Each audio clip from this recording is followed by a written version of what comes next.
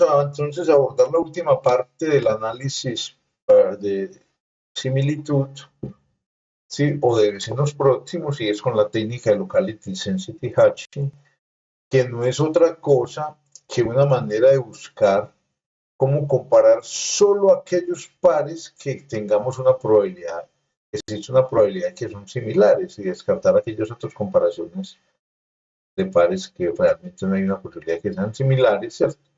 Y lo otro, bueno, entonces la otra pregunta que aparece, bueno, es que, ¿qué consideramos nosotros por similitud entre los documentos? Tenemos que establecer un valor en concordancia con el problema que estemos resolviendo, el 40%, el 70%. Bueno, vamos entonces primero, ¿qué es lo que hacemos? Recuerden que tenemos la matriz con firmas de documentos que salió del paso anterior, donde por ejemplo esta es una firma de un documento, y si vamos a ampliar qué hay acá, pues ya sabemos que hay una cantidad de valores. Por ejemplo, esto que me está indicando que en esa permutación los min hatching para los documentos fueron estos valores. 1, 0, 1, 1 y 2, o sea, las posiciones donde se encontró la primera frase. Recuerden que cada uno de estos valores, filas, se consiguió con una permutación independiente y aleatoria de la matriz. Entonces, vamos a dividir esa matriz en bandas. Las bandas son un conjunto de filas. ¿Cuántas filas? R filas. Entonces, por supuesto, R por B tiene que dar el número de filas que tenga la matriz, pero entonces por ahora para nosotros van a ser muy claves estos dos parámetros. En cuántas bandas queremos dividir la matriz y cuántas filas ahora por banda. A continuación lo que hacemos es que seleccionamos una función hash y que se la vamos a aplicar a esta banda, o sea, todas las filas de esta banda. Cada documento se coge las filas que corresponden a la banda, se le aplica la función hatch y se lleva, por supuesto, a la cubeta correspondiente a una tabla hatching. Allí se almacena en la cubeta correspondiente una a una. ¿Y qué pasa? Los fragmentos o los documentos que vayan a la misma cubeta van a ser pares candidatos. Después cogemos la segunda banda, le aplicamos, puede ser la misma función hatch, pero en otra tabla diferente, una tabla hatching diferente, y allí se acomodan también entonces los documentos cubeta por cubeta. Aquellos que igualmente queden en la misma cubeta serán pares candidatos o se considerarán posibles candidatos a esos documentos similares, entonces habrá que hacer la comparación ya exhaustiva sobre ellos. Igual se procede con las otras bandas. ¿Qué es lo que esperamos con esta técnica? Que si dos documentos en una de estas bandas coinciden en todas sus filas, vayan a la misma cubeta cuando le aplique la función hatch.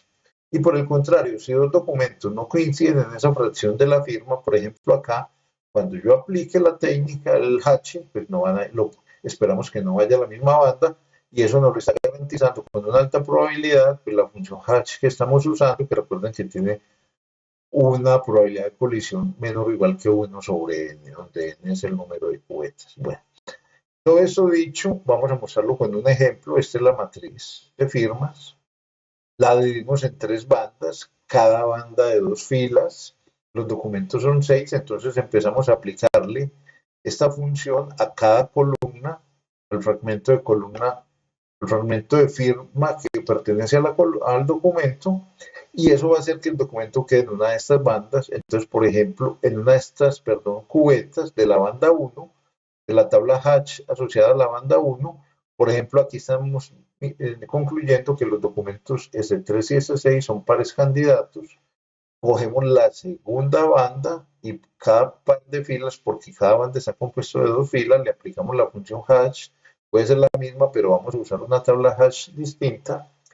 Llevamos allí entonces los documentos y, por ejemplo, también concluimos que este es un par candidato. Después cogemos la tercera banda y hacemos exactamente lo mismo. Cuando concluya el proceso, ¿qué vamos a tener? Solo los pares candidatos. O sea, que si vamos a buscar similitudes entre todos los documentos del universo, solo habrá que comparar estos que aparecen acá. ¿Sí? Ahora, la pregunta es, bueno, ¿y qué tan efectiva es esta técnica? ¿Qué tanto realmente se encuentran los pares candidatos? Eso se responde hallando la probabilidad de que un par de documentos llegue a ser par candidato. ¿Sí? Nosotros decíamos que la similitud de Jacquard para dos documentos S sub I, S sub J, la llamamos S, ¿cierto? Que cada par de documentos tiene una similitud que vamos a llamar S. Entonces, Si esa es la similitud, la probabilidad de que los Min-Hatching de ambos documentos coincidan va a ser igual a esa similitud, o sea que desde ahora va a ser igual a S. ¿Sí? Esa es la premisa de la que partimos y que ya lo probamos anteriormente, de cómo la probabilidad de que en la signature o en la firma haya un Min-Hatching igual, ese es el mismo que la similitud de los dos documentos y vamos a usar ese resultado acá. ¿Eso qué significa? Que si cogemos la primera fila de esta matriz, solo una fila de las R que componen, por ejemplo, la primera banda, vamos a concentrar el análisis por ahora en esta banda, cogemos la primera fila, recuerden que aquí hay R, ¿cierto? Que hay R filas. ¿Cuál es la probabilidad de que el Min-Hatching coincida para esos dos documentos en una sola fila? Va a ser S, que es la similitud de los documentos. Ahora, ¿y cuál es la probabilidad de que coincidan en todas las filas de la banda si hay R filas y los eventos son independientes, y son independientes porque fueron resultado de permutaciones aleatorias e independientes que hicimos sobre la matriz? Va a ser que la multiplicación de todos los eventos, o sea, S sobre R, que es esto mismo que tenemos acá, ¿cierto? S sobre R, esa es la probabilidad de que S sub I y S sub J coincidan en todas las filas de esta banda. ¿Cierto? Ahora, el evento complementario es ¿cuál? Que haya por lo menos una fila en la que no coincidan. Y va a ser el complemento del anterior, o sea, 1 menos S a la R. Esa es la probabilidad de que por lo menos en una fila de esta banda no coinciden. Ahora, ¿qué pasa cuál es la probabilidad de que esto ocurra en todas las bandas? O sea, que no coincidan en al menos una fila en cada una de las bandas. ¿Sí? O sea, no hay bandas idénticas, en otras palabras. Va a ser, como hay B bandas, va a ser ese evento anterior elevado a la B, porque todo esto sigue siendo independiente, recuerden, por la manera como generamos las permutaciones de las filas y hallamos los Min-Hatching. Ahora, a mí es probabilidad que no haya bandas idénticas, pero a mí me interesa la probabilidad de que haya al menos una banda idéntica, o sea, el complemento de lo anterior, que viene a ser esto acá, y que por supuesto, entonces, es toda la expresión que tenemos acá. Esa es la probabilidad de que un par de documentos cuya similitud es S llegue a ser pares candidatos. ¿Sí? Ahora, vamos a analizar un poco más esa fórmula, que es la que acabamos de hallar, ¿cierto? Nos concentramos entonces en esta fórmula. Esa fórmula, si la graficamos, S puede tomar valores entre 0 y 1, recuerden, ¿cierto? Porque esa es la similitud de Jacquard, está medida de esa manera, y la probabilidad, pues, también de que sean pares candidatos va a ser esta. Entonces, si la graficamos, va a dar lo que llaman la curva S. ¿Y por qué se le llama la curva S? Pues por la forma que adquiere la curva, que es esta que tenemos acá. ¿Sí? Esa curva tiene también un elemento muy importante que, nos va a ser, que se llama el umbral, que lo llamaremos T. ¿Sí? El umbral no es otra cosa que el punto donde la curva cambia dependiente acá, ¿sí? Y la probabilidad llega a ser un medio, y está dado por esta expresión 1 sobre b, todo elevado a la 1 sobre r, o sea, raíz de r de 1 sobre b, y realmente lo que me está diciendo ese umbral, intuitivamente, es que yo esperaría que todos los documentos cuya similitud esté por encima de este valor sean pares candidatos y que los que estén por debajo no lo sean. Pero miren que la curva S tiene unas regiones coloreadas, simplemente eso significa que aunque en teoría estos documentos de esta región deberían ser pares candidatos, con esta curva S me va a dar que no son pares candidatos, o sea que van a ser falsos negativos, ¿sí? Porque deberían ser, ¿no? Y no son candidatos. Igualmente, con esta región de aparece acá, lo que estamos diciendo es que aunque estos documentos están a la izquierda del umbral y no deberían ser pares candidatos, la curva los va a clasificar como pares candidatos, o sea que van a ser falsos positivos. ¿Cuál va a ser nuestro propósito? Pues minimizar los falsos positivos y los falsos negativos. Vamos a mostrar cómo se logra ese propósito, pero entonces antes vamos a ejemplificar con un ejemplo en concreto, una ocurrencia de... ¿Qué pasa? Supongamos que nosotros tenemos una matriz, ¿cierto? Que tiene 100 filas, esa es la matriz de firmas.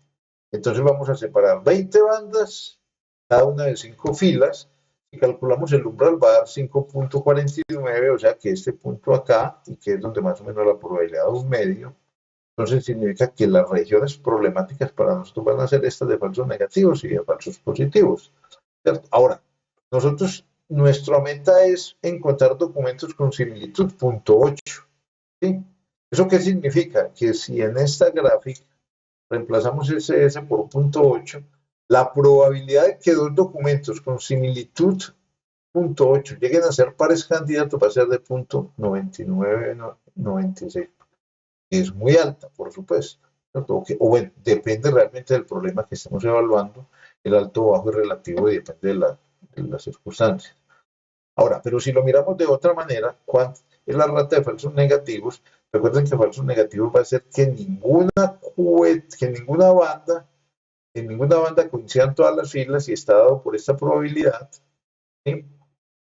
Entonces, reemplazamos punto 8 acá y da este valor, punto 00035, que eso equivale a decir que uno en cada 3.000 pares de documentos que tengan un 80% de similitud llegará a ser falso negativo. Puede parecer pequeño, pero depende, porque si yo en lugar de 3.000 pares de documentos tengo 30 millones de pares de documentos, quiere decir que ya hay que multiplicar esto por una cantidad de ceros, lo que hace que ya un número de documentos de pronto puede ser importante. La cifra de documentos que van a quedar como falsos negativos, pero en todos los casos será mi problema quien dirá si esa cifra es satisfactoria o no. Ahora, ¿qué pasa si yo quiero aumentar o disminuir tanto la rata de falsos negativos como de falsos positivos? Tomemos el primer caso, yo quiero limitar los falsos negativos, ¿cierto? Entonces, supongamos esto, tengo una matriz de 120 filas y definí estos mis parámetros, R5, B20, hice la gráfica, ¿cierto? R 5 y 24, perdón, o sea que hice esta gráfica, es esta, la roja. Entonces, ¿eso qué significa? Que la región coloreada en verde y azul es la de falsos negativos. Y esta aquí abajo va a ser la de falsos positivos. Pero vamos a analizar por ahora solo la de falsos negativos. Resulta que para mí no es satisfactoria. Ah, bueno, y el umbral está en este punto. ¿Sí? Perdón, el umbral, a ver, ¿qué pasó? Aquí el umbral está acá. Para mí no es satisfactoria esa rata de falsos negativos. Entonces, ¿qué debo hacer? Simplemente corro el umbral a la izquierda, o sea, lo desplazo tal como muestra la flecha. ¿Y cómo se logra eso? Pues cambio los valores de R y de B, que tiene que seguir dando 120 la multiplicación, pero mire que cambié R de 5 a 4 y B de 24 a 30. Entonces, con eso obtuve la curva de la izquierda, la curva azul, que tiene un umbral distinto. Este es el umbral de la curva azul. Lo que logré fue lo siguiente, mire, para la curva que yo acabo de construir, la región de falsos negativos es esta.